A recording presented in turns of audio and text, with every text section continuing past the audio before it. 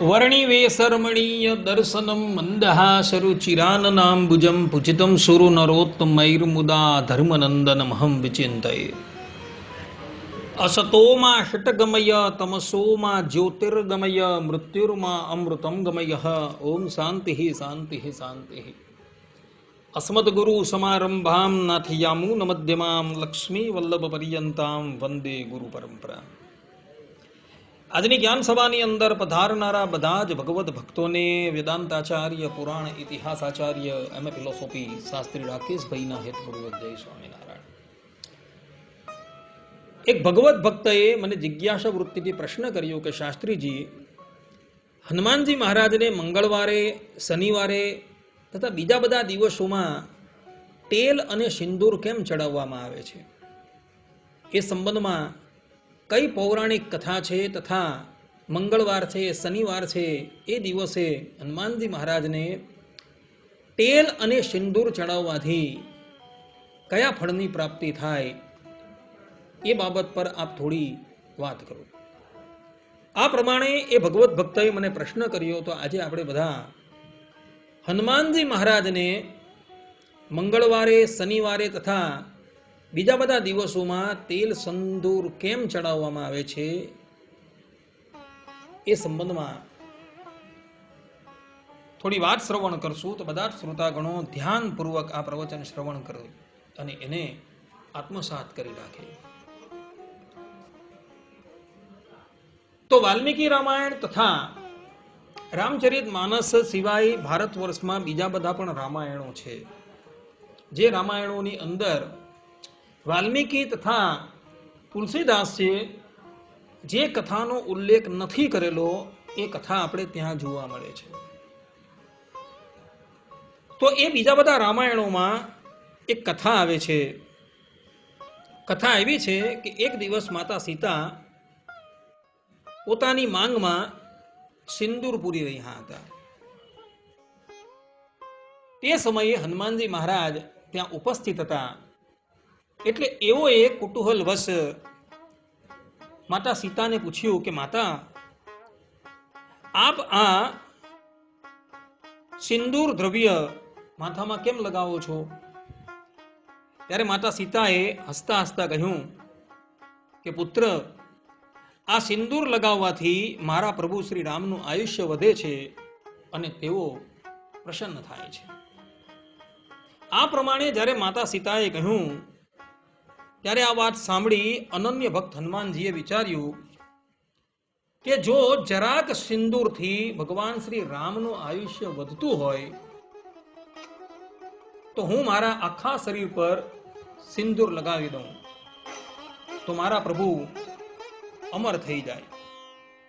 અને આ પ્રમાણે વિચાર કરી હનુમાનજી મહારાજે પોતાના આખા શરીરની ઉપર સિંદૂર લગાવી દીધું અને એવો ભગવાન શ્રી રામની પાસે આવ્યા. તે વખતે ભગવાન શ્રી રામ સભાની અંદર વિરાજમાન હતા. આ પ્રમાણે હનુમાનજી મહારાજને આખા શરીર પર સિંદૂર લગાવેલા જોઈ સભાસદો બધા હસવા લાગ્યા. ભગવાન શ્રી રામે હનુમાનજીને કહ્યું કે હનુમાનજી, તમે તમારા આખા શરીર પર સિંદૂરનો લેપ શા માટે લગાવ્યો? ત્યારે હનુમાનજી બોલ્યા કે આજે અમે સીતાજીને માંગમાં સિંદૂર પૂરતા જોયા. ત્યારે અમે એમને પૂછ્યું કે માતા, આપ આ સિંદૂર કેમ લગાવો છો? ત્યારે માતાએ કહ્યું કે સિંદૂર લગાવવાથી મારા પ્રભુ શ્રી રામનું આયુષ્ય વધે છે અને તેઓ પ્રસન્ન થાય છે. આ પ્રમાણે એઓએ મને કહ્યું એટલે મેં જઈને આખા શરીરની ઉપર સિંદૂરનો લેપ લગાવી દીધો, જેથી મારા પ્રભુ શ્રી રામ અજર અમર થઈ જાય. આ પ્રમાણે જ્યારે હનુમાનજી મહારાજે કહ્યું ત્યારે ભગવાન શ્રી રામ હનુમાનજી મહારાજનો નિષ્કામ પ્રેમ જોઈ અત્યંત પ્રસન્ન થયા અને એમને વરદાન આપતા બોલ્યા કે જે પણ કોઈ ભગવત ભક્ત હનુમાનજી મહારાજને સિંદૂર અર્પણ કરશે તેના પર હંમેશા મારી કૃપા રહેશે. આ પ્રમાણે ભગવાન શ્રી રામે આશીર્વાદ આપેલો હોવાથી મંગળવારે, શનિવારે તથા બીજા બધા દિવસોમાં હનુમાનજી મહારાજને સિંદૂર અર્પણ કરવામાં આવે છે. પદ્મપુરાણ અને આનંદ રામાયણમાં એક કથા આવે છે. કથા એવી છે કે એકવાર શનિદેવને પોતાના બળનું અભિમાન થયું અને તેઓએ હનુમાનજી મહારાજને યુદ્ધમાં લલકાર્યા. હનુમાનજી અને શનિ મહારાજ વચ્ચે ભયંકર યુદ્ધ થયું. એ યુદ્ધમાં હનુમાનજી મહારાજે શનિદેવને પોતાની પૂંછડીએ બાંધ્યા અને પૂંછડીએ બાંધી એઓ શનિદેવને આમ તેમ ફેરવવા લાગ્યા. હનુમાનજી મહારાજનો વેગ તો પવનના જેવો અને એમણે પૂંછડાને આમ તેમ ગુમાવ્યું એટલે આજુબાજુ જે પથ્થરો હતા, જાળી હતા, એની સાથે હનુમાનજી મહારાજે શનિદેવને ખૂબ રગદોડ્યા અને રગદોડવાથી શનિ મહારાજનું આખું શરીર ઘાથી ખદબદવા લાગ્યું. ત્યારબાદ શનિ દેવતાએ પોતાના અપરાધની ક્ષમા માંગી એટલે હનુમાનજી મહારાજે એઓને પોતાના બંધનમાંથી મુક્ત કર્યા અને હનુમાનજી મહારાજે એઓના ઘાની પીડા શાંત થાય એટલે માટે એના પર સરસોના તેલનો અભિષેક કર્યો, જેથી શનિ મહારાજની બધી જ પીડા જે છે એ શાંત થઈ.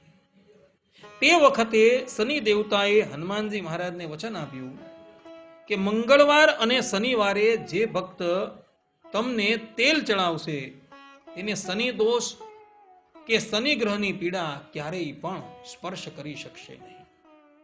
આ પ્રમાણે શનિ દેવતાએ હનુમાનજી મહારાજને વરદાન આપ્યું હોવાથી ભગવદ ભક્તો ખાસ કરીને શનિવારે અને મંગળવારે હનુમાનજી મહારાજને તેલ અને સિંદૂર ચડાવે છે. પરાશર સંહિતામાં મહર્ષિ પરાશર કહે છે કે સુચિતમ સિંદુરાલેપમ સર્વ કામ ફલપ્રદમ, અર્થાત કે હનુમાનજીને સિંદૂરનો લેપ કરવો એ તમામ મનોકામનાઓ પૂર્ણ કરનારું છે.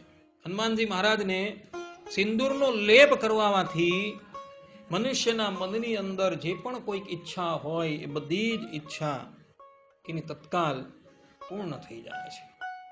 આનંદ રામાયણના તિલક મહાત્મયમાં કહેલું છે કે મંગલે ચ શનૌ ચૈવ ટીલ તૈલે ન તર્પણમ કુરુતે યો નરો ભક્ત્યા નાસ્તિ ઋણમ તસ્ય સર્વદા.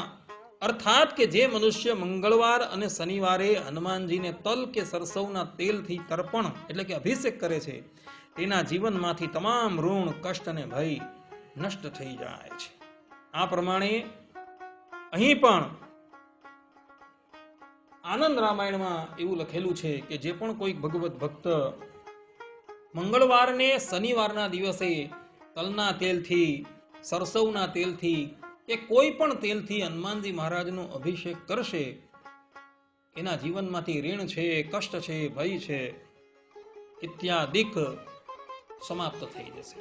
મંગળવારનો દિવસ જે છે એ હનુમાનજી મહારાજનો દિવસ છે. એ દિવસે હનુમાનજી મહારાજનું પ્રાગટ્ય થયું હતું. શનિવારનો દિવસ જે છે એ શનિ દેવતાએ હનુમાનજીને અર્પણ કરેલો છે. એનું કારણ એ કે શનિ દેવતાએ હનુમાનજીને યુદ્ધ માટે લલકારેલા હતા અને હનુમાનજીએ શનિદેવને યુદ્ધમાં હરાવી દીધા હતા અને એને લઈને હારી જવાથી શનિ દેવતા પોતાનો દિવસ હનુમાનજીને આપી દે છે. માટે ભક્તો, મંગળવાર અને શનિવારના દિવસે તમે બધા પણ હનુમાનજી મહારાજને તેલ અને સિંદૂરનો અભિષેક કરજો, જેથી તમે બધા ઋણ છે, કષ્ટ છે ઇત્યાદિકમાંથી મુક્ત થઈને દેહાંતે ભગવાનના ધામમાં જશો.